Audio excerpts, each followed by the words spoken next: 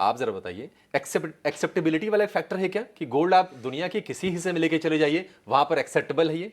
या बिल्कुल, I think वो बहुत बड़ा फैक्टर है, क्योंकि अगर हम हिस्टोरिकली भी बात करें तो ये एक ऐसा एसेट रहा है जिसमें लिक्विडिटी हमेशा कभी प्रॉब्लम नहीं रही है। लोग कभी भी कोई भी कंट्री में हो, एक प्राइस जो है उसकी डिस्कवरी हर कंट्री में मोर और लेस ट्रांसपेरेंट है, लोगों को उसकी वैल्यू पता है, एक एवरेज रिटेल ऑडियंस को भी उसकी वैल्यू पता है। और जैसे किशोर सर ने भी कहा कि historically as a store of wealth preservation, क्योंकि बहुत सारे एराज में वो एज करेंसी भी यूज़ हुआ है। करेक्ट। तो आई थिंक ये एक बेसिक एक फाइनेंशियल एसेट है। जब कोई एसेट्स नहीं थे दुनिया में, तब से ये एसेट चला आता रहा है। तो आई थिंक वो ट्रस्ट जो लोगों का बना है इसमें, आई थिंक वो अभी तक बरकरार है। और जिस हिसाब से गोल्ड ने रिटर्न्स दिए हैं ओवर द ईयर्स काफ़ी सारे डिफरेंट मार्केट्स में, इवन इन इंडिया, तो आई थिंक वो कहीं ना कहीं वो बिलीव जो है strong among consumers as well as central bank जो भी हमें दिखाई दे रही है, वो इसे ड्राइव कर रही है। काफी पुराना इसका है। राइट। विश्वमोहन बहुत करीब से ट्राई करते हैं, विश्वमोहन गोल्ड आप तो क्या ट्रेसेस हैं इसके, कब से इस्तेमाल हो रहा है गोल्ड?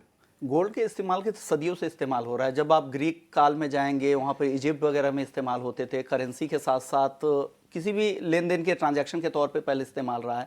अब धीरे धीरे एक एसेट क्लास के तौर पर भी इवॉल्व होता जा रहा है। आप देखिए, पहले इसे हेजिंग के तौर पे इस टूल्स को इस्तेमाल किया जाता था। गोल्ड को महंगाई से हेज के लिए इस्तेमाल करते थे, उनके रिटर्न भी सिंगल डिजिट में हुआ करते थे। लेकिन जिस तरह की रिमार्केबल जर्नी पिछले 2 दशक से हम देख रहे हैं, डबल डिजिट रिटर्न दे रहा है, तो एक एसेट क्लास के तौर पर ये इवॉल्व अब हो रहा है। पहले हमें ये पोर्टफोलियो को सपोर्ट करता था, अभी पोर्टफोलियो को ड्राइव कर रहा है जिस तरह के रिटर्न मिल रहे हैं। आप विक्रम सर, आपसे मेरा सवाल होगा कि हिस्ट्री जिस तरह से रही है गोल्ड की, अब ओवर द पीरियड कैसे लग रहा है आपको? क्या लग रहा है कि इन्वेस्टमेंट विकल्प के तौर पे कैसे इवॉल्व हो रहा है और आगे कैसे चलने वाला है गोल्ड? बहुत बहुत शुक्रिया मेरे को शो में इन्वाइट करने के लिए विश्वमोहन जी। देखिए, बहुत पुरानी हिस्ट्री नहीं लेते हैं, पिछले 2 साल की हिस्ट्री लेते हैं। चाइना में जो हो रहा है, चाइनीज निवेशक जो हैं वो भर भर के गोल्ड ले रहे हैं।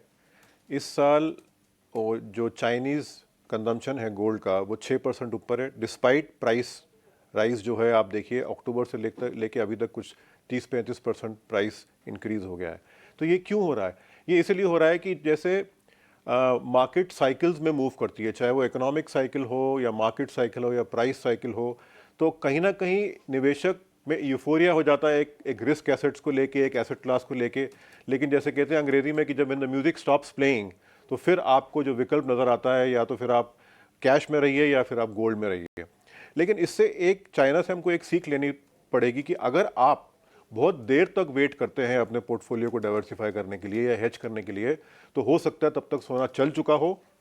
जैसे आज की तारीख में अगर आपको अपने पोर्टफोलियो में गोल्ड डालना है तो वो सस्ता नहीं है अभी। तो ये एक प्रोसेस होना चाहिए मेरे हिसाब से। एंड चाइनीज बाइंग ने ये रीवैलिडेट कर दिया है। उन्होंने बिटकॉइन नहीं खरीदा, उन्होंने कुछ और सिक्योरिटी नहीं खरीदी। अपना जो उनका रियल एस्टेट का मार्केट है, जो उनकी इकोनॉमी है, जो इनकी इक्विटी मार्केट्स में जो प्रॉब्लम चल रही है, उसको हेज करने के लिए उन्होंने सोना खरीदा। तो एक रीवैलिडेट कर दिया कि जैसे कहते हैं कि सोना गोल्ड पोर्टफोलियो डाइवर्सिफिकेशन कह लीजिए या निवेश कह लीजिए, वो अभी अलाइव एंड किकिंग है। तो मेरे हिसाब से एक फ्यूचर बहुत, जो एक डाउट था बिटकॉइन के आने के बाद, वो हट चुका है। और एक चीज़ मैं और कहना चाहूँगा, बिटकॉइन जितना मेन स्ट्रीम होगा, बिटकॉइन की जो अट्रैक्शन थी कि वो गोल्ड से कम मेन स्ट्रीम था, लेकिन जब आपने बिटकॉइन का ETF निकाल दिया, वो मेन स्ट्रीम हो गया, तो उसकी जो कल्ट फॉलोइंग थी, जो उसकी नॉवेल्टी थी, जो एक्स फैक्टर था, वो डाइल्यूट हो चुका है। जो आप देख रहे हैं कि बिटकॉइन ETF आने के बाद भी सोना ही जीत रहा है इंस्टेड ऑफ बिटकॉइन, जबकि उसमें billions and billions of dollars आ रहे हैं। ओके। तो मेरे को फ्यूचर गोल्ड का और भी ब्राइट लग रहा है। ओके, आपको लग रहा है कि यहाँ से और भी ब्राइट ही रहने वाला है, और जिस तरह से ट्रेंड रहा है वो ट्रेंड आगे भी कंटिन्यू होगा गोल्ड का। चलिए, हमारे साथ जयप्रकाश गुप्ता भी है। जय, आपसे मेरा सवाल होगा, जो फंडामेंटल्स जिस तरह से गोल्ड को सपोर्ट करते रहे हैं वो अब बिल्कुल बदलते दिख रहे हैं। जो जो फैक्टर्स पहले गोल्ड को सपोर्ट करते थे वो उनके विपरीत होने के बाद भी गोल्ड चला है। इस बार जो अप्रैल की जो रैली आई थी, मार्च अप्रैल की, उसमें डॉलर भी तेज हो रहा था तो भी गोल्ड चल रहा था। इंटरेस्ट रेट को लेकर बयान जो आ रहे थे सेंट्रल बैंक्स के, यूएस फेड के, वो भी सख्त थे, उसके बाद भी गोल्ड चल रहा था। क्या लग रहा है, अब चीजें बदल रही हैं? क्या हो रहा है? क्या कुछ नए फंडामेंटल्स अब गोल्ड को ड्राइव कर रहे हैं? आप इस पर कुछ बताएंगे जय? जी विश्वमोहन जी, सबसे पहले बहुत बहुत शुक्रिया इस शो में मुझे बुलाने के लिए। और आप ईटी नाउ स्वदेश एक बहुत ही बेहतरीन मुहिम चला रहा है कमोडिटी अवेयरनेस के लिए, और आज इस शुभ मौके पे गोल्ड के ऊपर जो आप लोगों का ये कवरेज है, ये मुझे उम्मीद है कि ये जो इन्वेस्टिंग क्लास है उसके लिए बहुत बेनिफिशियल रहेगा। देखिए विश्वनाथ जी, लास्ट 3-4 सालों में जिस हिसाब से फंडामेंटल्स और चीजें बदली हैं, मैं जस्ट हाईलाइट करना चाहूंगा कि कुछ सालों पहले at least in Indian tier 2 tier 3 cities shares के अलावा जो दो ही विकल्प बचते थे इन्वेस्टिंग के लिए, वो होता था लैंड और गोल्ड। धीरे धीरे फाइनेंशियलाइजेशन ऑफ एसेट की तरफ गवर्नमेंट का रुझान बढ़ा। हम गोल्ड को एक ज्वेलरी या फिजिकल डिमांड से अब उसे हम फाइनेंशियल एसेट की तरह ट्रीट करने लगे हैं। और ये फैक्टर इंडिया में ही नहीं ग्लोबली भी है। और जिस हिसाब से अब डी डॉलराइजेशन की बातें हो रही हैं, लोग चाहते हैं कि वो करेंसी को हेज करें, उसके कारण भी यहाँ पे गोल्ड में एक डिमांड बढ़ता हुआ दिखा है। तो मुझे लगता है फंडामेंटल्स तो बहुत ज्यादा नहीं बदले हैं, क्योंकि आज भी gold as a hedge against inflation है। लोग यहाँ पे पोर्टफोलियो में अब गोल्ड रखने पे ज्यादा कीन इसलिए हैं क्योंकि जिस हिसाब से यहाँ पे डेफिसिट है यूएस में, या वॉर लाइक सिचुएशंस क्रिएट हो जा रहे हैं, लाइफ टाइम हाई पे मार्केट चल रहा है, तो कोई भी एक प्रूडेंट इन्वेस्टमेंट मैनेजर है, चाहे वो किसी देश का सेंट्रल बैंक हो या कोई हेज फंड हो या कोई अच्छा इन्वेस्टर हो, वो हमेशा चाहता है अपने रिस्क को डाइवर्सिफाई करना। और आज से नहीं, सदियों से हम लोगों ने देखा है कि गोल्ड हमेशा एक बेटर डाइवर्सिफिकेशन रहा है, जो स्टेबल रहा है।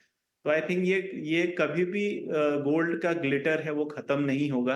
हो सकता है आपके पोर्टफोलियो लोकेशन में कभी वो कम हो, कभी ज्यादा हो, लेकिन आज हम जिस परिस्थिति पे बैठे हैं ग्लोबली, अगर देखें इंडिया को अगर आप आउटलायर माने, तो ग्लोबली जो बाकी वेस्टर्न यूरोप है, यूएस में है, वो जिस हिसाब के वहाँ पे हालात हैं, इकोनॉमिक सिचुएशन जिस हिसाब से हैं, ये बहुत सेंस बनता है कि आपका जो भी इन्वेस्टमेंट है उसका एक सर्टेन परसेंटेज आपको गोल्ड में थ्रू फाइनेंशियल एसेट के तौर पे जरूर इन्वेस्ट करना चाहिए।